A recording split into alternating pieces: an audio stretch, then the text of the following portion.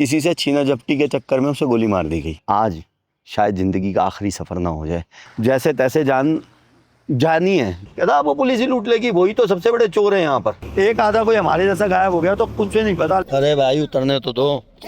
मैं भिखारी बना दिया, लेकिन वो कैसे?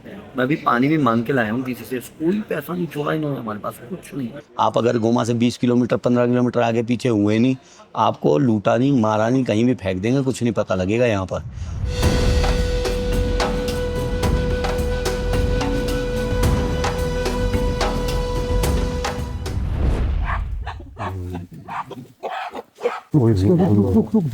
भाई सब बचे हैं गोरिल्ला से। हमें कह रहे पॉकेटें भी बंद करो, सब कुछ बंद कर दो अपने। हम इस तरफ आते भी नहीं, इतना खतरनाक एरिया है। और ये भाई कोई छोटा मोटा जंगल नहीं है, पूरे देश का 60%। जय हिंद, नमस्ते, आदाब, सत श्री अकाल और सबको राम राम। मैं हूं आपका दोस्त मनोज मल्होत्रा और स्वागत है आपका एक और नए दिन में। इस वक्त हम हैं DRC के एक शहर बुकावू में, और आज शायद ज़िंदगी का आखिरी सफ़र ना हो जाए, वो सफ़र करने जा रहे हैं। मैंने आपको यहाँ आने से पहले भी बताया था कि यहाँ पे आने के बहुत सारे हमारे चैलेंजेस हैं। पहला था वीज़ा, जो हमें मिल गया था। दूसरा था यहाँ के रास्ते, जो आपने देखे होंगे, मतलब नर्क मैंने नाम दिया इस जगह को, वो। तीसरा था भाई यहाँ पर सिविल वॉर, जो कि बहुत ज़्यादा अब फैलती जा रही है, और जिस शहर में हम हैं यहाँ पर बहुत ज़्यादा है। और हम जब आ रहे थे ना वैन में, शटल में जब हम थे, तो मैंने देखा था जो लड़की आगे बैठी हुई थी उसका फ़ोन दिख रहा था क्या चैट कर, तो उस पर मैसेज आ रहे थे यहाँ की जो सिविल वॉर है उसके लिए। यहाँ की जो सिविल वॉर है उसमें मेन जो है रेबल्स और सरकार के बीच में लड़ाई है। जो रेबल्स हैं उस ग्रुप का नाम है मार्च 23। तो मार्च 23 में क्या हुआ था, 2009 में यहाँ की जो कोई एक कांग्रेस कुछ पार्टी थी यहाँ की, जो भी थी, उस पार्टी और सरकार के बीच में एक सुलह हुआ था कि भाई हम आपस में रजामंदी कर लेंगे। जो भी दो पार्टियां एक हो गई थी, तो सरकार ने दूसरी पार्टी वाले लोगों को कुछ आर्मी में, पुलिस में जगह दे दी थी।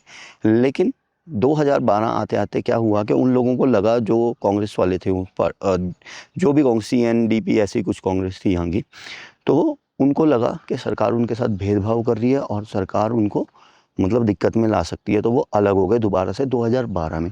अब 2012 से वो जो रेबल ग्रुप है वो एक्टिव है, और वो बहुत ज़्यादा एक्टिव है। उसको यहाँ की जो सराउंडिंग कंट्रीज़ हैं वो सपोर्ट करती हैं। और अभी मैं थोड़ा सा, क्योंकि उस ग्रुप का नाम लेना भी ना यहाँ पर एक बहुत बड़ी बात है, और यहाँ पे हर बंदा कान खड़े हो जाते हैं। तो मैं अगर 23 कहूँ तो समझ लेना मैं M23 की बात कर रहा हूँ। M23 का मतलब है मार्च 23। 2009 मार्च 23 में जो सुलह हुआ था, उसी पे उन्होंने M23 रख दिया उसका नाम। तो M23 जो है वो ग्रुप यहाँ पे इतना एक्टिव हो गया कि जो ये बुकावू का लोकल एयरपोर्ट है आज उनके कब्जे में है। तो एक ये बहुत बड़ा चैलेंज है यहाँ से निकलने का। दूसरा, यहाँ से अब हमें लेके जाना है फेरी, हमें जाना है बुकावू एयरपोर्ट। अब बुकावू अगर हम बाय रोड जाते हैं तो 7 घंटे का रास्ता है, और 7 घंटे का रास्ता 17 घंटे का भी हो सकता है। जो रास्तों की हालत है यहाँ पर, सिर्फ 200 किलोमीटर हमने जाना है। तो हम जाएंगे बाय रिवर, ये है किवू रिवर, और ये किवू प्रोविंस है। ये किवू रिवर के नॉर्थ और साउथ में फैला हुआ। हम साउथ पार्ट में, अभी हम नॉर्थ में जाना है गोमा की साइड। तो जो गोमा है वो यहाँ से अगर हम जाएंगे बाय रिवर तो 3.5 घंटे का रास्ता है। रिवर में भी एक पंगा है जाने का, कि वो जो है रिवर, ये जो रिवर है इसमें ये जो फेरीज जाती हैं उसमें वो बहुत ज़्यादा ओवरलोड कर देते हैं समटाइम, और यहाँ पर आए दिन फेरियाँ डूबती हैं। तो वो एक बहुत बड़ा चैलेंज है कि भाई टाइम से पहुँच जाएँ। और निकलने का भी यहाँ से ऐसा हो रहा था कि जो फ़्लाइट मैंने देखी कि 50-55 हज़ार रुपये की आ रही थी वन वे यहाँ से दिल्ली, मतलब आदिस अबाबा रुकेगी इथोपिया और फिर दिल्ली पहुँचा देगी, वो टिकट हो गई 1,75,000, 2 लाख, ऐसे बढ़ती जा रही थी। लेकिन फाइनली कैसे न कैसे करके हम, मेरे साथ परमवीर है, आपको पता ही है, तो हमने थोड़ा सा दिमाग लगाते लुगुते थोड़ा ऐसे ही सोचा कि छोड़ दो। तो फिर जो ट्रैवल एजेंट से उनका फ़ोन आया, मैसेज आया कि भाई वो 65,000 की मिल रही है, जो टिकट 2 लाख की हो गई थी। तो हमने वो टिकट बुक करी, और अभी हम जाएंगे यहाँ से एयरपोर्ट। 4 बजे की हमारी फ़्लाइट है यहाँ से, और अभी बजे हैं सुबह के 6। तो निकलने की तैयारी करते हैं और देखते हैं कैसा रहेगा सफ़र। आपको बता दिया रेबल्स और वो वाली जो बात है, सिविल वॉर बहुत ज़्यादा यहाँ पर टेंस है। रात को भी यहाँ किन्हीं से बात होती रही, वो बात रास्ते में करते रहेंगे। चलते हैं आगे। और ये था होटल जहाँ पर हम कल रुके थे भाई, और अभी हम जा रहे हैं इस कार के द्वारा, टोयोटा लैंड क्रूज़र से। पहले जाएंगे फेरी पोर्ट पर, फिर वहाँ से फेरी लेके गोमा शहर पहुँचेंगे, और फिर गोमा शहर से हम जाएंगे फ़्लाइट लेके अपने देश की तरफ। और ये है होटल के बाहर का नज़ारा गली का। ये इनका बहुत पॉश एरिया है, मतलब कि यहाँ पर चोर चकार कहते कम आते हैं, लेकिन 2-3 दिन पहले ही वो जो बिल्डिंग देख रहे हो ना आप, उसके सामने ही किसी से छीना झपटी के चक्कर में उसे गोली मार दी गई। अभी 2-4 दिन पहले की बात है, मतलब इसी हफ्ते की बात है। तो जिस पार्टी का मैं आपको नाम बता रहा था वो थी CNDP, मतलब national Congress for the defence of people करके ऐसे थी। अब वो बन गई है M23, और शायद जो उनका हेड है उसको, जो ये इंटरनेशनल संस्था वगैरह होती हैं, उन्होंने आतंकवादी भी घोषित कर रखा है। और वो बहुत ज़्यादा मतलब सक्रिय हैं। मैं बार बार इसलिए कह रहा हूँ, रात को हम एक जगह पर इंडियन रेस्टोरेंट पे खाना खा रहे थे, वहाँ कोई इंडियन भाई मिल गया, उन्होंने बताई, कह रहे भाई 1-2 दिन से यहाँ पर बहुत ज़्यादा पंगा हो गया है, एयरपोर्ट कब्जे में हो गया है, और हो सकता है गोमा एयरपोर्ट भी वो कब्जे में कर लें। और यहाँ पर क्या होता है, सडनली कुछ भी होता है ना तो आसपास की कंट्रियों के बॉर्डर आपस में बंद हो जाते हैं। तो अगर आप यहाँ फंस गए तो समझो आपको निकलने का रास्ता नहीं है यहाँ से, फिर तो जैसे तैसे जानी है। यहाँ पर सिविल वॉर होती है तो लाखों लोग मारे जा चुके हैं। वर्ल्ड वॉर 2 के बाद सबसे ज़्यादा लोग कॉन्गो में मरे हैं आज तक सिविल वॉर में। वर्ल्ड वॉर 2 सोचो आप, वर्ल्ड वॉर हो गई और यहाँ पर वो अफ्रीकन वॉर उसको नाम दिया गया था, और यहाँ पर हज़ारों लोग मर जाते हैं महीने के इस वॉर के अंदर। पता नहीं लगता क्योंकि कहीं भी न्यूज़ वगैरह में ज़्यादा नहीं आता। चलते हैं भाई, ज़्यादा रोड पे भी खड़ा होना ठीक नहीं है यहाँ पर। Hello mister Primo, good morning. जाम्बो सो भाई मेरे साथ आ चुका है मेरा प्यारा छोटा भाई परमवीर बेनीवाल। हम दोनों मिलके इस एडवेंचर को कर रहे हैं। हाँ जी, गुड मॉर्निंग, नमस्ते, कैसे हो? बढ़िया एकदम। बस एक दिन की और बात है, मानो जो एक दिन और हिम्मत दिखानी है, कुछ घंटे की बात है। कुछ घंटे की बात है भाई, यहाँ से निकल जाएं। मतलब कल समझ लो हम 2 लाख की भी टिकट एक बार को लेने को हो गए थे। परमवीर ने, मतलब परमवीर अब केनिया जा रहा है, मैं यहाँ से जाऊँगा दिल्ली, तो परमवीर ने उन्हें कहा भैया मैं यहाँ से निकलना है, मतलब इसकी टिकट हो चुकी थी, मेरी नहीं हुई थी, मेरे लिए इसने बोला कह रहा है यहाँ से निकालो, कह रहा है इस शहर में नहीं रुकना, इस देश में नहीं रुकना, हमें चाहे कीनिया भेज दो, कहीं भी भेज दो। तो रात को हमारा ये हाल था, बातें सुन के यहाँ पर जो हम लोकल से बातें सुन रहे थे, कह रहा भाई अगर थोड़ा सा नीचे चले गए, एक भाई तो मिले वो भी इंडियन थे, कहते नहीं ज़्यादा कुछ नहीं है। और उनके ज़्यादा का मतलब पता क्या था कि 20-50 कदम मत चलना, 20-50 कदम भी मत चलना होटल से, वो वहाँ तक ठीक है 50 कदम तक, उससे ज़्यादा मत जाना।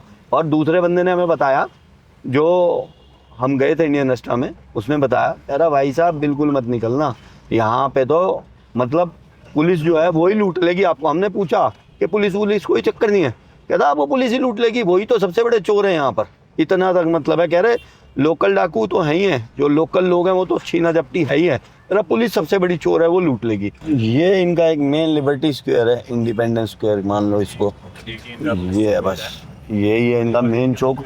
और ये जो चौक है ना भाई, ये सबसे डेंजरस है, सबसे डेंजरस। देख लो हालात, देख लो, पूरे खत्ते पे रह रहे हैं, कितनी बुरे हालात में लोग रह रहे हैं यहाँ पर। घर देखो, देख रहे हो गंदगी, देख रहे हो यहाँ रोडों पे। रवांडा पे देखो गंदगी नहीं थी, बिल्कुल साफ, इसके पड़ोस में देश बिल्कुल नीट एंड क्लीन। और ये देखो यार, ये लाइनें लगी हुई हैं टैक्सी बसेस के लिए। एम्बुलेंस पता नहीं कितनी आती हैं, एम्बुलेंस इतनी देखते हम आते जाते, और इतनी आर्मी पुलिस तो नहीं ज़्यादा खड़ी है ना, और कोई छोटी गन तो है ही नहीं किसी के पास, बड़ी गनें हैं सबके पास, मतलब AK-47, 56 मशीन गन्स वगैरह उस टाइप की गन्स हैं। जो भी जा रहा है, इतनी आर्मी पुलिस है यहाँ पर। सुबह के 6:30 बज चुके हैं अभी। हमारी जो फेरी है वो हैगी 7:30 बजे की। और वैसे अगर नेचुरल ब्यूटी देखोगे ना इधर की, ओह कमाल है यार। ये इनके पेट्रोल पंप हैं, देखो हालात देखो यहाँ। ये भाई फेरी टर्मिनल में आ गए हैं, तो शहर के बीचों बीच 5 से 10 मिनट में पहुँच रहे हैं। हम होटल से अपने यहाँ पर पहुँच चुके हैं। चलो भाई पहुँच गए फेरी टर्मिनल, ये है फेरी टर्मिनल। और हाल देखो पीछे, इससे बुरे हालात शायद बहुत सारी आपने वीडियोस देखी होंगी, कहीं नहीं देखी होंगी। ये तो इनका मेन फेरी टर्मिनल है, तब ये हाल है। ओहो, शायद ये फेरी जाती होगी, देखते हैं कहाँ से कैसे जाते हैं। यहाँ पर जो सैनिकों के पास बंदूकें हैं ना, डबल मैगजीन की है वो। और अगर हमें वीडियो बनाते पकड़ लिया तो स्पाई के चक्कर में बंद कर सकते हैं, बहुत लंबा कांड हो सकता है। रात को भी हमें बताया था कि अगर पकड़े गए तो बहुत गंदा काम होगा, जो इंडियन से उन्होंने बताया था। भाई ये है शायद हमारी फेरी, यही है फेरी, शायद तो यही होगी, एक ही घड़ी है तो होनी यही चाहिए। और ये है टिकट फेरी की, जो हमने लिए $40 की पर पर्सन, 2 टिकटें हमने ली थी, कल ही ले ली थी हमने आके टिकट। एक्चुअली यहाँ से 2 ही फेरी चलती हैं, एक ये 7:30 बजे और एक दोपहर के 2 बजे। ये पहुँचा देगी 3.5 घंटे में हमें गोमा। तो टिकट ले ली हमने पहले ही। यहाँ पर जो थे उन्होंने हमें सजेस्ट किया, जो हमारे साथ ड्राइवर है, कि भाई पहले ही ले लो, ठीक है, टिकट कल के चक्कर में मत रहना, हो सकता है सुबह आते तो ना मिलती, क्योंकि हमने एक यहाँ पर VIP क्लास थी वो बुक कराने की कोशिश की, वो नहीं मिली। वो $50 की है, ये $40 की है। तो बस यही टिकटों में फ़र्क था। अंदर जाके देखते हैं, सीट्स बहुत लिमिटेड सी हैं और फेरी फुल सी है। देखो पूरा ये डिपार्चर पॉइंट है यहाँ पर, और हर आदमी भाई, हर आदमी को पैसे चाहिए, हर आदमी को। वही देख भी लो ना, किसी तरह हंस दो, कहता कुछ दे जा। 7:20 पे बोर्डिंग स्टार्ट कर दिया इन्होंने। क्या पंती है ना, लेडीज़ को जाने दे रहे हैं, जेंट्स के चेक कर रहे हैं बैग, और लेडीज़ को सीधा ऐसे ही।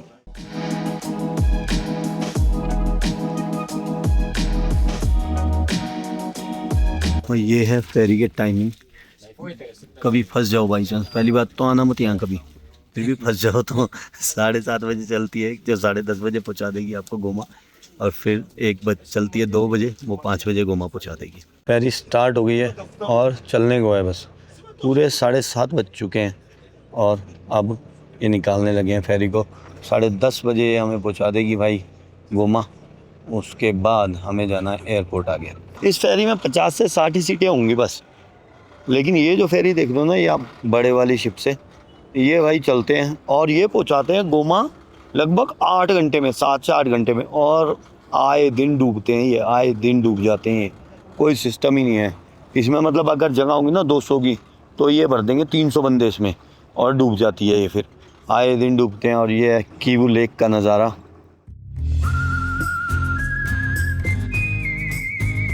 Bye bye बुकाबू।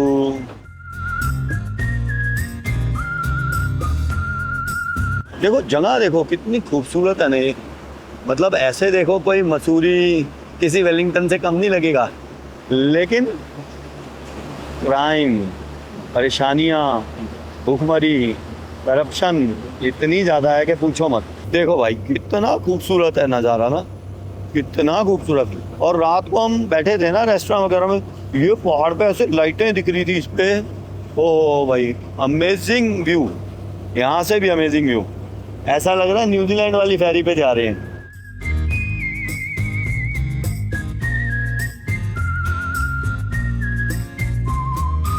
इसमें ना हमने $40 की टिकट ली और एक $60 की VIP वाली थी। ये चक्कर समझ नहीं आया, सीटें बराबर थी लेकिन शायद 20 kg वेट अलाउड होगा इसमें, हो सकता है। लेकिन वेट के इन्होंने हमसे अलग से पैसे चार्ज किए हैं। हमने लगभग 20 किलो के $6 के आसपास लिए हैं पर बंदा। अपने ना 2 इंडियन भाई भी बैठे हुए हैं यहाँ फेरी में, और एक भाई इनको छोड़ने आए थे, वो बुकाबू में रहते थे और ये रहते हैं गोमा में। तो एक भाई से मेरी बात हुई, मैंने कहा भाई गोमा के क्या हाल है? अरे भाई गोमा तो इससे ज़्यादा खतरनाक है बुकाबू से। तो खैर हमें एयरपोर्ट जाना है, लेकिन बीच में शहर होते हुए जाना है। फिर बोले कि गोमा में थोड़ा सा साइड में एरिया में ज़्यादा दिक्कत है, शहर में थोड़ी कम है, लेकिन शहर में भी कुछ भी होता रहता है कभी भी।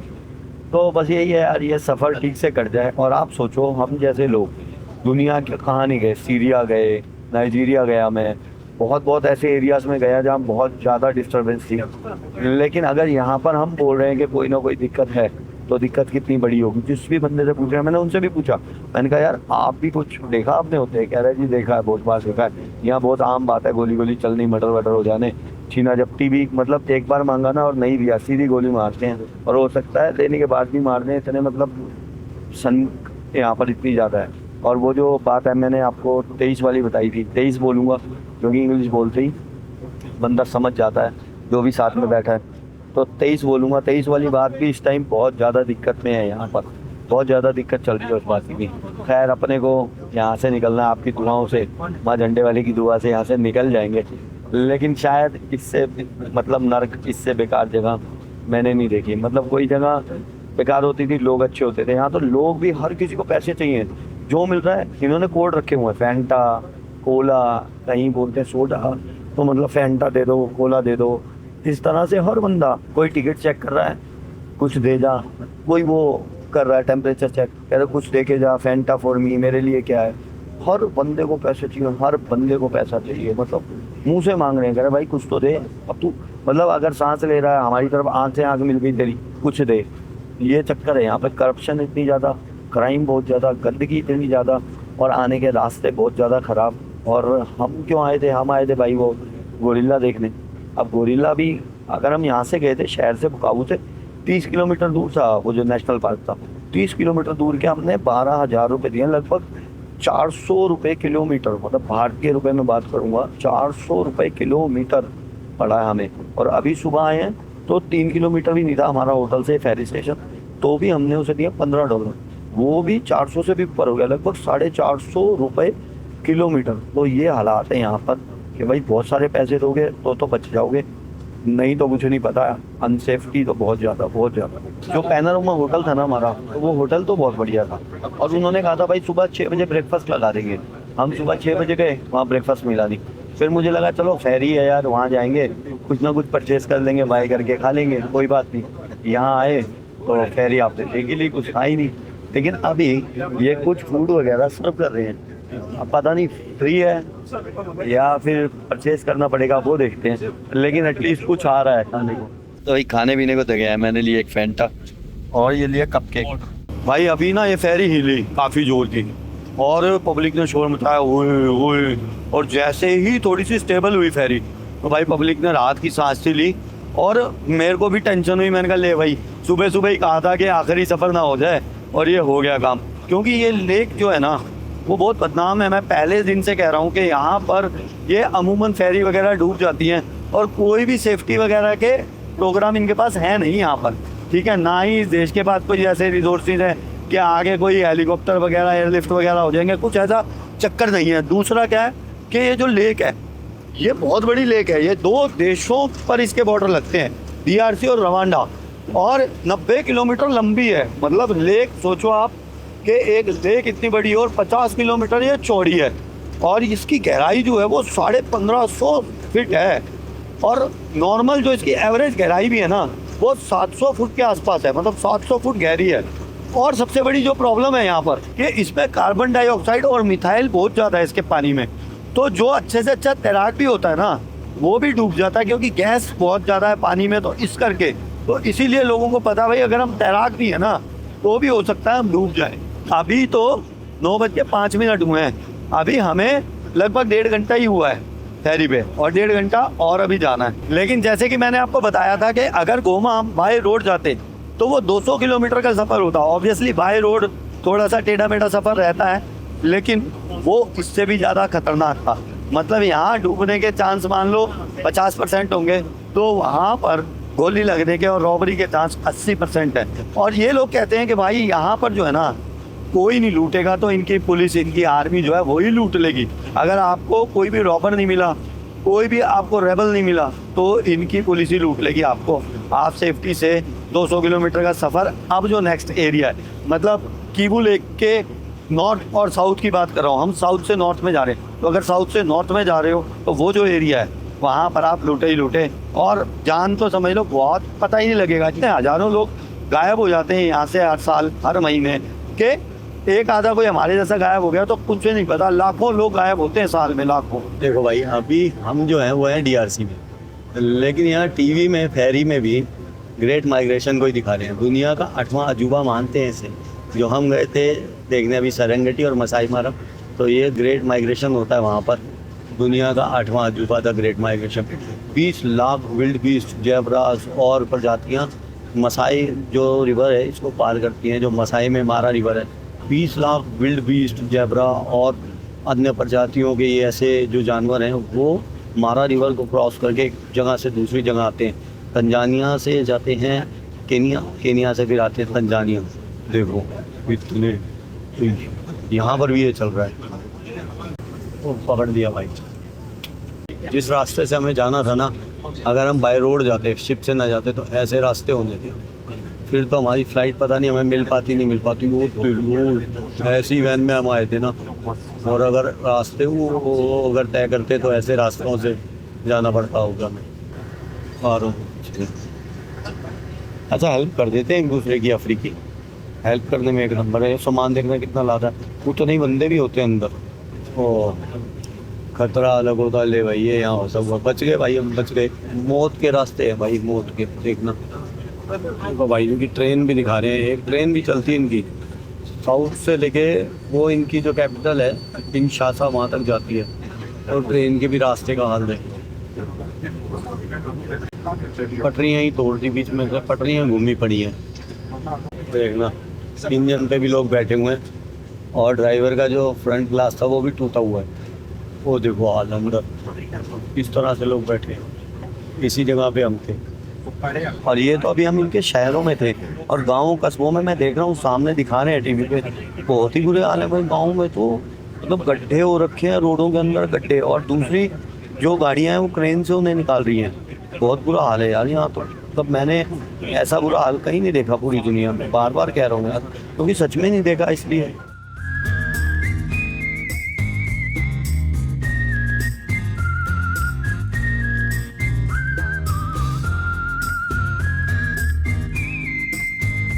फेरी ने भाई पहुंचना था 10:30 बजे, और 10:35 हो चुके हैं। शहर दिखने लग गया है और हम भी चलने की तैयारी करते हैं। गोमा आ गए भाई पोर्ट पे। तो भाई यहाँ पोर्ट पे उतरे थे हम गोमा में, हमारे पासपोर्ट रख लिए थे और फिर एंट्री की यहाँ पर पासपोर्ट्स की। अभी हमने टैक्सी की, हम जा रहे हैं एयरपोर्ट, और टैक्सी वाले ने लिए $10। हमारे पास टाइम नहीं था ज़्यादा कि हम मोल भाव करते, तो हमने उसे सीधा कहा चल तू एयरपोर्ट की तरफ चल। एक्चुअली परमवीर की जो फ़्लाइट है वो 2:10 की है, सिर्फ 3 घंटे अभी रह गए हैं, हो सकता है हम टाइम से पहुंच भी जाएं। और मेरी फ़्लाइट 2 घंटे बाद की है, तो मेरी फ़्लाइट को कोई टेंशन नहीं, परमवीर वाली मिल जाए, तो इसलिए हमने टेंशन नहीं ली, कोई रेटबाजी नहीं की, सीधा कहा चल भाई चल। बस हमेशा टैक्सी में चढ़ते हुए अपने लगेज देख लो कि अंदर रख लिए हैं या नहीं, ये काम ज़रूर करना है। लेकिन आपकी दुआओं से एक हर्डल और पार हो गया, हम गोमा कम से कम पहुँच गए हैं एयरपोर्ट पर। और यार पुलिस इतनी दिख रही है ना, इतनी पुलिस, पीछे देखो दिख रहा हो तो वो गाड़ी रोक के खड़े हैं, कहीं कुछ, मतलब ऐसे कैमरा उठा रहे हैं, सामने पुलिस ही दिख रही है। लो भाई इसने गाड़ी रोक दी और देखो कैसे तेल भर रहा है। अभी पैसे मांगेगा, इतना बढ़िया कहाँ है, अभी पैसे मांग लेगा। ये भाई गोमा शहर है और ये मेन गोल चक्कर 5 ही किलोमीटर है। वैसे तो भाई यहाँ से 13-14 मिनट लगने हैं एयरपोर्ट जाने के, लेकिन ट्रैफिक का हाल ऐसा ही है, बेवकूफ़ी की तरह कहीं भी कोई अड़ा रहा है। वो देखो बाइक वाले चलो कुछ होता गया है। पूरी दुनिया में कहीं भी एयरपोर्ट के आसपास के रोड और एरिया थोड़े ठीक ही होते हैं। एक मार्केट आई है इनकी, भारी सी मार्केट लग रही है। जगह जगह देखो आपको UN वगैरह के वो दिखेंगे, बटालियन के बेसिस हैं यहाँ पर। भाई आजकल ही थोड़ी सी है ज़्यादा सिचुएशन टाइट, इससे पहले कहते हैं भाई हर वक्त ऐसी नहीं थी। ये देखो UN का पूरा कंपाउंड है, इस तरफ देखो ये सिमेट्री है इनकी पूरी ओपन, कहीं कोई दीवार वगैरह नहीं है, सीधी सिमेट्री है। एयरपोर्ट आ गया और एयर ट्रैफिक कंट्रोलर हमें दिखने लग गया, तो एयरपोर्ट पास में ही हुआ। अरे भाई उतरने तो दो, उतरने तो दो भाई। नो वेट, भाई कितनी भीड़ इकट्ठी हो गई। Where is airport? एयरपोर्ट भाई क्योस कर दिया, बुरा हाल कर दिया यार हमारा। उतरते ही पीछे बैग को भी आगे करना पड़ेगा, कहीं नहीं छोड़ रहे हमें। देखो कहीं उधर चिपट गए, चलो चलो। ओ भाई दुनिया में इतनी जगह ट्रैवल किया और इस नरक में एक और वसूली। नरक से निकलने के भी डॉलर देने पड़ेंगे, $55 यहाँ से जाने का गो पास। मैंने एक भैया से पूछा जो यहाँ पे रहते हैं, मैंने कहा भैया ये क्या चक्कर है, देने हैं पैसे? कह रहे देने पड़ेंगे, लूटने का साधन बना रखा है इन्होंने। तो भाई ये $50 की रसीद दी है इन्होंने, और ये $5 की एक और रसीद है। 3-4 रसीदें दे दी तब जाके आप यहाँ से पास कर पाओगे। और ये इतना देख लो एयरपोर्ट, यही एयरपोर्ट है, बस यहीं से ही चेक इन होगा, सब कुछ होगा। इतना घटिया काम देखो यार, हद हो गई। एयरपोर्ट से निकलने के भी पैसे देने पड़ेंगे। 2:05 हो चुके हैं भाई, और मैं बता भी नहीं सकता अभी तो कि क्या क्या हुआ। मतलब मैंने सर पकड़ा, मैं चिल्लाने लग गया इनके आगे, करो रुक जाओ रुक जाओ। मैंने कहा क्या कर रहे हो तुम लोग? भाई यहाँ तो अभी हिम्मत नहीं है, थोड़ा रेस्ट करके फिर करेंगे। भिखारी बना दिया, लेकिन वो कैसे? मैं भी पानी भी मांग के लाया हूँ किसी से, कोई पैसा नहीं छोड़ा इन्होंने, हमारे पास कुछ नहीं, लूट लिया, खसोट लिया, बुरा हाल है। अभी थोड़ी देर में बात करते हैं। अभी परमवीर भाई की फ़्लाइट जाने वाली है। परमवीर ध्यान रखियो अपना। बिल्कुल भैया, दिल्ली मिलते जल्दी, दिल्ली मिलते जल्दी, ठीक है डार्लिंग। 2:25 हो गए भाई और परमवीर चला गया है। और ये बड़ा इमोशनल सा पल होता है जब अपना बंदा कोई चला जाए, और ख़ासकर परमवीर से मेरा वैसे ही बहुत प्यार है। और खासकर ऐसी जगह से। आपने देखा हमारा हाल क्या हुआ है यहाँ पर, अभी तो मैंने आपको बताना है क्या हाल हुआ है यहाँ पे। और देखो फोन मिला। हाँ जी भाई। जैसे ही मैं मुड़ा परमवीर को छोड़ के, वो सामने गेट है, ठीक है, यहाँ से परमवीर अंदर गया, मैं वहाँ खड़ा रहा।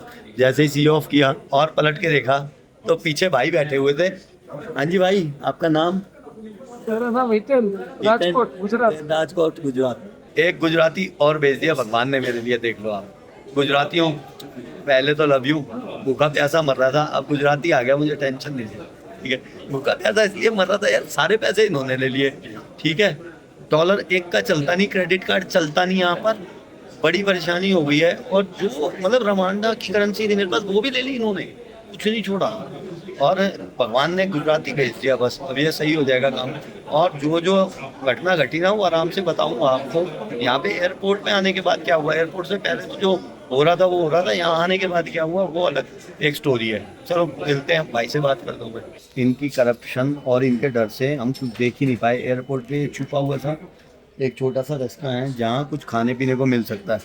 परमवीर सॉरी यार, पहले मैं परमवीर को ढूंढता अंदर गया था, तो वो अंदर एक कोने में बैठा था, मैं भी वहीं बैठ गया जाके, क्योंकि इन्होंने फिर वही बात है, हमारा सब कुछ छीन लिया है। हमारे पास कुछ था भी नहीं, हम क्या बैठते, मतलब हमारे पास अगर बड़े नोट हैं, ऐसा नहीं है कुछ नहीं है हमारे पास, जैसे $100 अगर हम इन्हें देंगे तो ये बाकी $90 की अपनी करेंसी दे देंगे। हम क्या करेंगे इनकी करेंसी का। और छोटे डॉलर फिर वो ये $1 के ले नहीं रहे, क्रेडिट कार्ड चल नहीं रहा, $10 भी देंगे और $5 का कुछ लेंगे तो $5 फिर अपनी करेंसी देंगे, उसका हम क्या करेंगे। तो यूँ हम फंस रहे हैं। बोर्डिंग स्टार्ट हो गई है भाई, 3 बजे हैं, हमारी फ्लाइट की भी बोर्डिंग स्टार्ट कर दिया इन्होंने। ये खड़ा भाई इथोपियन एयरलाइन का जहाज़ जिस पे हम जाने वाले हैं, और बाहर बारिश आ रही है बहुत तेज। बस कुछ ही देर रह गई इस जगह से निकलने की, उसके बाद अभी मैं बताऊंगा आपको बातें। रुकना जरा इस वीडियो में, मजा आएगा आपको सुन के। फॉरेनर को तो देख के कोई भी हो, उसको तो ऐसा मुर्गा बना रहे हैं कि वो आगे काट दो, खा जाओ इसको। बस 1-2 फॉरेनर लेडी थी, उन्हें नहीं, इन्होंने मतलब रिश्वत वगैरह ली, शायद वो यूएन से थी। और जो भी आ रहा पहले पूछे यूएन से तो नहीं है, तो यूएन से है नहीं, बस भाई था। अगर आपने कह दिया आप यूएन से नहीं हो, समझ लो आपको काट के नहीं खा रहे। पैसे तो सारे ही ले लिए यार, सारे ले लिया। पानी पीने के भी पैसे नहीं छोड़े, पानी की बोतल वैसे निकाल लेते। परमवीर से तो पानी की बोतल ले ली, कहते भाई ये बोतल दे पानी की, मैं पीऊँगा। पहले जाने दिया, फिर बाद में वापसी आ गया अंदर। परमवीर जहाँ बैठा हुआ था अंदर, तो बोर्डिंग गेट के पास वापसी आया बंदा, कहता ये बोतल दे मैं पीऊँगा। ये बताओ क्या हालात हैं यहाँ कैसे। और ये देखो भाई, ये बंदा कहाँ तक आ गया बंदों को छोड़ने अपने, देखो ये कहाँ तक आ गया। समझ लो बस जहाज में ही नहीं जा रहा, क्योंकि एयरलाइन वाले अलाउ नहीं करेंगे। वो इथोपिया एयरलाइन है, अगर इनकी एयरलाइन होती तो ये इसको अंदर तक आने देते। इसके बच्चे को खड़ा है, कहाँ तक आने दिया। कुछ बैठे हैं, अरेबिक लग रहा था भाई, वो कुछ बैठे हैं ऐसे लोग जो अरब लग रहे हैं। क्या गदर मचा है इन्होंने यार, करप्शन का एंड देखा भाई यहाँ पर।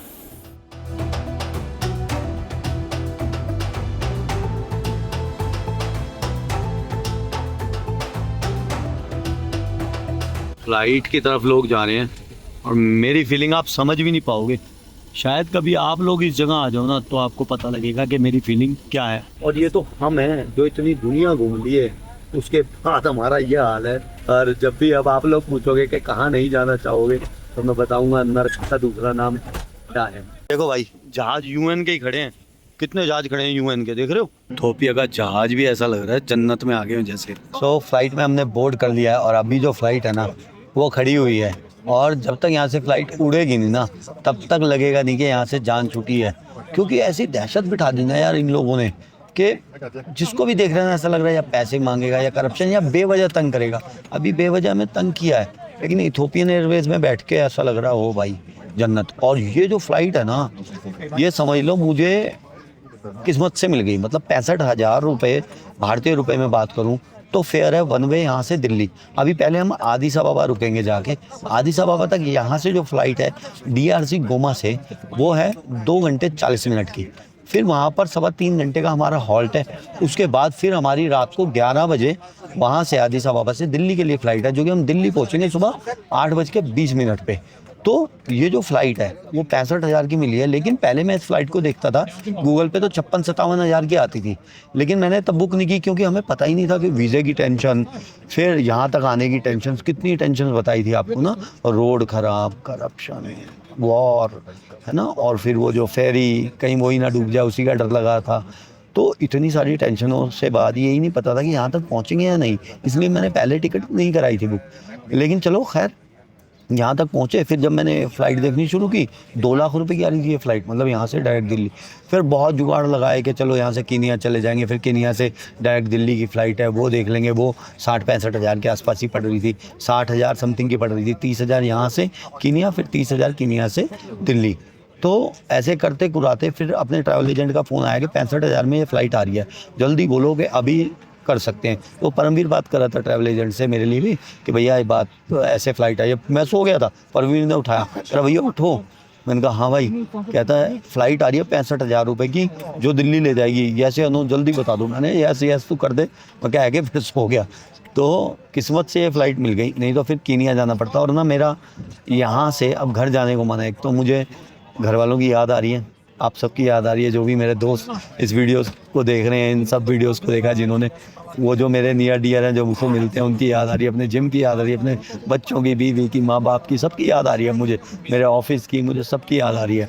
तो मैं जाना ही नहीं चाहता था, और इन्होंने इतना मतलब तंग किया ना यहाँ पर आगे, 2 दिन भी ऐसे लगे जैसे पूरा महीना हम यहाँ पर रहे हों। तो बस यही था यार। अभी तो जो दिक्कत वाली बात है वो बताऊँगा आदिस अबाबा जाके। तो अभी सफ़र यहाँ से आदिस अबाबा तक का तय कर लें, पहले यहाँ से फ़्लाइट उड़ जाए सही। फाइनली हम टेक ऑफ करने वाले हैं। यूनाइटेड नेशन का ये हेलीकॉप्टर भी देख लो, यूनाइटेड नेशंस का ये सब कुछ यहाँ पर। तो भाई 4:15 बज चुके हैं और फ्लाइट ने राइट टाइम टेक ऑफ कर लिया था। ये फ़्लाइट थी 4 बजे की और ये उतार देगी हमें 7:40 पे, क्योंकि 1 घंटे का फ़र्क भी है यहाँ से और ईस्ट अफ्रीका इथोपिया में। इथोपिया का जो टाइम है वो आगे है यहाँ से, तो लगने तो हमें 2 घंटा 40 मिनट है फ़्लाइट का जो टाइम है, लेकिन हमारे को हम पहुँचेंगे तो 7:40 हो चुकेंगे, 1 घंटा आगे इथोपिया और है यहाँ से। 5 बजने में भाई 5 मिनट हैं और लगभग 1 घंटे बाद ये लेके आए हैं फूड।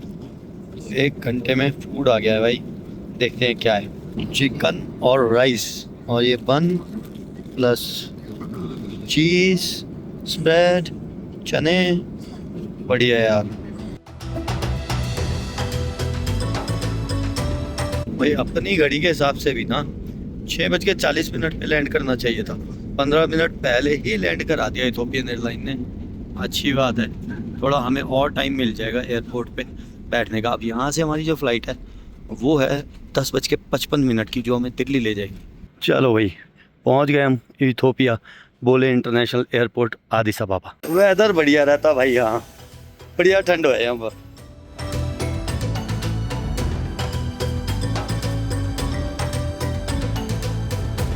तो भाई हम पहुंच गए हैं आदिस अबाबा एयरपोर्ट पर और अभी हम बैठे हैं लाउंज में और अब थोड़ी सी जाके सांस आई है। आप लोगों को लग रहा होगा कि यार है ना कि कितना ज़्यादा बोल दिया, लेकिन ये बहुत कम बोला है।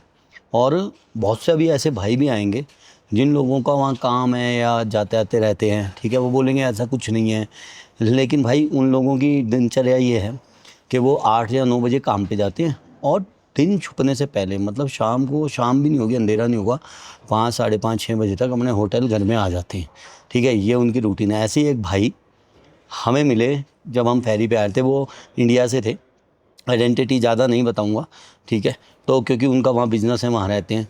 तो बोले भाई ऐसा कुछ नहीं है, मैं 20 साल से रह रहा हूँ। मैंने कहा अच्छा भैया कितने बजे घर जाते हो? कहते जी मेरा तो काम ऐसा है कि मैं शाम को लेट भी जा सकता हूँ। मैंने कहा ठीक है।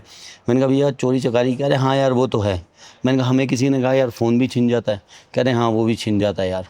फिर मैंने कहा भैया रात को कहते हैं लूट लेते हैं, मार देते हैं। कह रहे हाँ यार लूट तो लेते हैं। मैंने कहा अच्छा। मैंने कहा भैया वो यहाँ पर जो सिविल वॉर की भी दिक्कत है शायद? कह रहे हाँ वो भी बहुत पास में आ चुके हैं, जो रेबल्स हैं वो भी आ चुके हैं। मैंने कहा भाई साहब सेफ़ क्या है फिर? हंसने लग गए, कह रहे बात तो सही कह रहे हो। मैंने कहा आपसे क्वेश्चन नहीं किए ना आज तक किसी ने?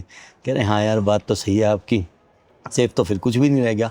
अब मैं आपको M23 का बताता हूँ, जो हमने आपको सुबह भी बताया था मैंने, मार्च 23। भाई वो जो रेबल्स ग्रुप है ना, वहाँ पर जो एथनिक ग्रुप्स हैं वो बहुत ज़्यादा हैं। जो गोमा वाली साइड मान लो या पूरे कॉन्गो में मान लो 200 से ज़्यादा एथनिक ग्रुप है, और उसमें जो एक एथनिक ग्रुप है वो है तुत्सी। तो जो रिबल्स हैं वो ज़्यादातर तुत्सी ग्रुप के हैं। वो कहते हैं जी हमारे तुत्सियों का ध्यान नहीं रखा सरकार ने, तुत्सियों से भेदभाव करते हैं, तुत्सियों को मारते हैं, और सरकार के करप्शन के ख़िलाफ़ हम लड़ रहे हैं। असल में उन्हें जो साथ वाला देश है रवांडा वो सपोर्ट ज़्यादा करता है, और वो इसलिए करता है कि जो वो रीज़न है, जो वो एरिया है रवांडे के बॉर्डर से लगा हुआ, गोमा और वो जो कीवू नदी के पास का एरिया है, वो सारा एरिया बहुत ज़्यादा मिनरल्स वाला है। वहाँ पर बहुत मिनरल्स पाए जाते हैं। तो हर देश चाहता है कि दूसरे देश के रिसोर्सेज हम ले लें। तो कुछ वो लड़ाई है, चलो वो उनकी खैर आपस की लड़ाई है। लेकिन अब हम पहुँचे ना गोमा एयरपोर्ट, जब पहले तो क्या हुआ, टैक्सी रोकते ही लोगों ने हमें घेर लिया, अपने आप ही डिक्की खोल दी, बैग निकालने लग गए। मैंने ड्राइवर को कहा, मैंने कहा ये क्या हो रहा है भाई। तो ड्राइवर थोड़ा सा उनसे लड़ा, भाई क्या कर रहे हो। हम भी लड़े दोनों, मैं और परमवीर साथ ही थे, हम दोनों लड़ लुड़ा के अपने बैग लिए। हमने कहा भाई हम खुद लेके जाएंगे एयरपोर्ट में। और सबने शराब पी रखी थी, सुबह सुबह दिन दिहाड़े सबने शराब पी रखी थी।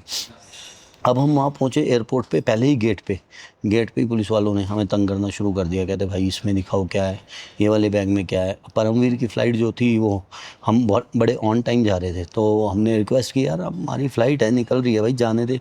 माना नहीं। फिर हमारे पास कुछ पैसे थे खुले मांगे, हमने उन्हें दिए। तो पहले ही गेट पे, मतलब मेन गेट पे रोक लिया हमें। फिर अंदर जाते जाते एक लड़का मिल गया, कह रहा चलो यार मैं तुम्हारी हेल्प कर देता हूँ, मैं ये इथोपिया में भी कर दूंगा, ये वाली जो जंबो फ्लाइट है जिस पे परमवीर जा रहा था उसमें भी कर दूंगा, चलो। हम उसे ले गए, चलो यार ठीक है। अंदर गए, अंदर जाते ही कहता है यहाँ से पहले $55 का वो कटवाओ गो पास। अब वो $55 वहाँ से बाहर निकलने के भी दिए, वो आपको वीडियो में दिखाया। फिर मैं आया, जो इथोपियन चेक इन था, उन्होंने बहुत तंग किया, कह रहे यार तेरे पास एक बैग होना चाहिए। मैंने कहा भाई तू टिकट में देख, मेरे 2 चेक इन है, और एक कैरी ऑन बैग है, और एक मैं ये पर्सनल आइटम वाला बैग है जो लैपटॉप वाला बैग है। फिर भी ना बड़े मुंह बना बनू के एक पे ही मेरे सिक्योरिटी टैग लगाया। मुझे लगा, मैंने कहा आगे पंगा होगा ये तो खैर चलो मैं अंदर घुसा। अब अंदर गया तो सबसे ज़्यादा वसूली हुई जो हेल्थ वाले चेकअप वाले थे इमिग्रेशन से पहले, उसके पास गया। मैडम के कहती येलो फीवर। मैंने कहा येलो फीवर, ये लो। फिर थोड़ी देर में कहती खड़ा हो जा बाहर। वहाँ जा इमिग्रेशन की तरफ, एक और इमिग्रेशन था, वो पता नहीं क्या था, उसने साइन वाइन मारे, वो बंदा ठीक था। फिर मैं गया, मैडम मैंने कहा दे, कह रही वहाँ पे पढ़ा। जो बंदा हमारे साथ था ना उसे बोली कि वहाँ पढ़वा इसको ज़रा। तो वहाँ लिखा हुआ इंडिया का कुछ कि अपना पोलियो ड्रॉप सीगिंग। वो मैंने कहा मैं 75 देश घूम लिया, मैंने कहा मैं 100 बार ट्रैवल कर लिया, आज तक तो इंडिया जाते वक्त किसी ने कुछ मांगा नहीं, तुम क्या मांग रहे हो। कह रही वो देख पढ़ ले। मैंने वहाँ पर ड्रामा करना शुरू कर दिया। मैंने कहा ओ भाई, मैंने ऐसे ना 2-3 बार हाथ मारे। मैंने कहा भाई कैसा देश है तुम्हारा। मैंने कहा पागल कर दिया तुम लोगों ने। मैं चीखने लग गया, जैसे ना मैं थोड़ा सा आपा खो बैठा जैसे। $30 मांग रही थी यार, कह रही मैं तुमको एक छोटी सी ड्रॉप दूंगी $30। और $30 मैंने ऐसे सर पे हाथ मारा। मैंने कहा तुम पागल हो, तुम लोग कौन लोग हो, तुम क्या लोग हो। मैंने कहा तुम नोच के खा रहे हो हमें कोई। मैंने कहा हर काउंटर पे पैसे मांग रहे हो तुम। कह रही हो शोर मत मचा, शोर मत मचा। मैंने कहा क्यों ना मचाऊँ शोर। मैंने कहा तुम लोगों ने हद कर दी, मैं जहाँ जा रहा हूँ वहीं तुम पैसे मांग रहे हो। और मैंने कहा क्या, मैंने कहा इंडिया जाने के लिए हमें चाहिए ही नहीं कुछ भी। मैंने कहा आज से पहले क्या मैं इंडिया नहीं गया। मैंने कहा देख पासपोर्ट। फिर कहती अच्छा तू काम डाउन हो जा, काम डाउन हो जा। जो हमारे साथ था उसे कहती तू इसे लेके जा, देती हूँ मैं थोड़ी देर में इसका येलो कार्ड। भाई उसने कहा चल तू चल मेरे साथ, ले आइए येलो कार्ड। अंदर गया तो भाई सिक्योरिटी वाली ये खोल वो खोल। फिर यूँ कहती कुछ दे, नहीं तो जाने ही नहीं देंगे। मैंने कहा कुछ नहीं है मेरे पास। गुस्से में तो मैं आया ही था। मैंने कहा मेरे पास कुछ नहीं है। मैंने कहा देना। फिर कहती अच्छा जा। चलो भाई अंदर गया, इमिग्रेशन वाला पासपोर्ट लेके बैठ गया। कह रहा भाई तू यहाँ क्यों आया। मैंने कहा यार टूरिस्ट आया हूँ। कह रहा क्यों आया तू टूरिस्ट। मैंने कहा यार ये क्या बात है। मैंने कहा तुम्हारे गोरिल्ला वगैरह देखने आए, एक तो तुम्हारे यहाँ टूरिस्ट आए हैं, हम पैसे खर्चे तुम्हारे यहाँ के। फिर कहता कुछ दे। मैंने भी उसे 500, जो हमारे पास 1000 बचे हुए थे यहाँ के कॉन्गो के, 500 ही दिए। मतलब 1000 कितने होंगे, 500 कितने, 16 रुपये रिश्वत दे रहा था मैं उससे। 16 रुपये भारतीय। और वो मतलब 32 रुपये तो वो पकड़ भी लेता है इमिग्रेशन वाला, 16 नहीं पकड़े। कहता अच्छा जा ले जा तू भी जा। भाई मैं अंदर गया तो परमवीर बैठा था थोड़ी देर, फिर मैं और वहाँ बैठा। और मतलब इतना ज़्यादा वो करते रहे हरासमेंट के, सुबह से हो रही थी हमारे साथ हरासमेंट। कभी परमवीर अपनी टिकट भूल गया जो फेरी की थी, पासपोर्ट में रख के भूल गया, क्योंकि हम ना दिमाग से स्टक हो चुके थे। हर जगह हमें ऐसा लग रहा था कि हमें ही घूर रहे हैं लोग, पुलिस वाले भी हमें घूर रहे हैं। हमें लोगों ने कहा भाई ये जो पुलिस वाले ना यही चोर है सारे इनके, कह रहे यही लूट लेंगे तुम्हें, और तो कोई लूटे ना लूटे ये लूट लेंगे। अब हमारा दिमाग तो उसी तरह से था, जैसा हमें बताया गया, जैसे नेगेटिव पिक्चर थी वैसे ही हमारा दिमाग बना गया। जो मिल रहा है वही उल्टा बता रहा है, जो मिल रहा है वही उल्टा बता रहा है। तो कुछ इस तरह से भाई, फिर वो जो हमारे साथ लड़का था, मैंने कहा भाई ये पैसे पकड़, रवांडा के भी सारे दे दिए उसको, सारे ही ले गया वो भी, शेर का बच्चा। ना पानी के पैसे बचे, भला हो तो गुजराती भाई वो मिल गए, उन्होंने कहा भाई साहब आपने पानी पीना है, क्या खाना पीना है, चलो मैं चलता हूँ साथ। मैं अभी उनसे कह रहा था भाई मेरे पास $10 है, ये खुले कर दो डॉलर, मैं इनके पैसे क्यों लेके जाऊँ कॉन्गो वाले के, अपना भारतीय ले जाए कोई दिक्कत नहीं है, लेकिन मैं क्यों लेके जाऊँ इनके पैसे, ना मेरे किसी काम नहीं आने। ऐसे हमने कभी वापसी जाना नहीं, और ना भाई मैं हाथ जोड़ के कहूँगा कुछ भी करना हो उस देश में मत जाना, काम धंधा करना हो, कोई आपको जॉब मिल रही हो तो भी मत जाना यार, नरक है, कोई मार देगा, क्या फ़ायदा ऐसी जॉब का, मर जाओगे। नाइजीरिया वगैरह तो इससे बहुत अच्छे थे, बहुत गंदे देशों में गए वो, इससे 100 गुना अच्छे थे। ना जॉब के लिए जाना कभी कॉन्गो वोंगो, ना भाई घूमने फिरने का तो मतलब ही नहीं, कभी मत जाना। और अगर आपका कोई बिज़नेस है, आप किसी बिज़नेस ट्रिप पे जा रहे हो तो जा सकते हो, 1-2 दिन अपना होटल में रहो, अपना आ जाओ, उसलिए आप जा सकते हो, और तो जाना मत भाई। और फिर वो जो अपने गुजराती भाई जो मिले, उनने बोला कि अरे कॉन्गो घूमे, कॉन्गो अच्छा है। मैंने कहा अच्छा भाई, मैंने कहा क्या है कॉन्गो में घूमने, कह रहे ऐसे तो कुछ नहीं है। मैंने कहा अच्छा आप क्या करते हो, कह रहे जी हमारा काम है, शॉप है। मैंने कहा आप कैसे शाम को घूमते हो, कह रहे नहीं भाई सुबह 8:15 बजे शॉप पे पहुँचते हैं, 4:30 बजे बढ़ा देते हैं दुकान, 5 बजे घर आ जाते हैं और अपना घर में बैठते हैं। मैंने कहा अच्छा भाई साहब ये तो बढ़िया लाइफ है फिर आपकी। कह रहे यार हाँ खतरा तो है ही यहाँ पर कॉन्गो में पूरे में ही। कह रहे गोमा में थोड़ा कम है, अगर 20 किलोमीटर दूर चले गए ना तो कोई मार ही देगा। और जो रेबल्स हैं सबसे बड़ा डर उनका है। मेरे को लगा था वो आम पब्लिक को नहीं मारते, कोई कह रहा था आम पब्लिक को कुछ नहीं कहते, वो भाई ने बताया, कह रहा भाई वो सबको मार देते हैं, कुछ नहीं, उनके लिए कुछ नहीं है। आप अगर गोमा से 20 किलोमीटर 15 किलोमीटर आगे पीछे हुए नहीं, आपको लूटा नहीं मारा नहीं, कहीं भी फेंक देंगे, कुछ नहीं पता लगेगा यहाँ पर। तो इस तरह से भाई इस देश का सफ़र रहा, बड़ी मुश्किलों वहाँ से निकले। जहाज़ तक बैठते हुए भी समझ लो इथोपियन एयरलाइन का जहाज़ था, और वो भी इतना अच्छा लग रहा था, स्वर्ग सा लग रहा था इथोपियन एयरलाइन का जहाज़। अभी भाई यहाँ बज गए हैं 8:45 और अपनी फ़्लाइट है यहाँ से दिल्ली की थोड़ी देर में, तो हम जा रहे हैं आज अपने घर। बहुत अच्छा सफ़र रहा, और अगर हम एडवेंचर नहीं करेंगे तो आप लोगों को भी मज़ा नहीं आएगा। ऐसी जगह देखने में थोड़ा मज़ा आता है, और हाँ आज हम थके हुए हैं, थोड़े परेशान हैं, इसलिए ऐसा लग रहा है। और जब हम घर चले जाएंगे 2-3 दिन बाद लगेगा यार ये क्या करा है, अचीवमेंट्स ही करा है ये तो। कॉन्गो जाना तो एक अचीवमेंट रहेगी। खैर भाई आप लोगों की दुआएं रही, ठीक ठाक पहुंच गए। बहुत सारे डर थे, सारे आपको बताए थे, और उन सब से निकल चुके हैं। और मैं जा रहा हूँ अपने घर, अपने परिवार के पास, अपने दोस्तों के पास, अपने प्यारे चाहने वालों के पास, अपनी बहनों के पास। ठीक है, आप भी अब आराम करें, मिलते हैं अगले सफ़र में। तब तक के लिए अपना ख्याल रखें। नमस्ते, शुक्रिया, जय हिंद। और जैसे ही मैं दिल्ली पहुंचा, अगली सुबह बीबीसी की खबरों में देखा कि जिस गोमा शहर से मैं अभी लौटा था, वहां M23 विद्रोही संगठन ने भारी हमला कर दिया, जिसमें करीब 2900 लोगों की जान चली गई और गोमा की जेल से हजारों कैदी फरार हो गए। रिपोर्ट्स बता रही थी कि सैकड़ों महिलाओं के साथ बलात्कार जैसी अमानवीय घटनाएं हुई। यह जानकर रूह कांप उठी कि मैं जिस शहर में एक दिन पहले तक सड़कों पर घूम रहा था, लोगों से मिल रहा था, वहां अब खून की नदियां बह रही हैं। मेरे जहन में वही चेहरे घूम रहे थे जिनसे मैं मुस्कुरा कर मिला था, जिनसे बातें की थी, और अब पता नहीं वो जिंदा भी हैं या नहीं।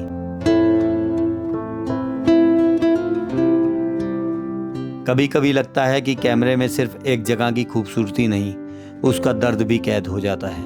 गोमा सिर्फ एक शहर नहीं, वो हजारों मासूम जिंदगियों का घर है, जहां हर दिन जिंदगी और मौत के बीच लड़ाई चल रही है। अगर कभी आप दिल से दुआ करें तो गोमा के लिए ज़रूर करना, शायद किसी रोज़ वहाँ भी शांति लौट आए। जय हिंद, वंदे मातरम।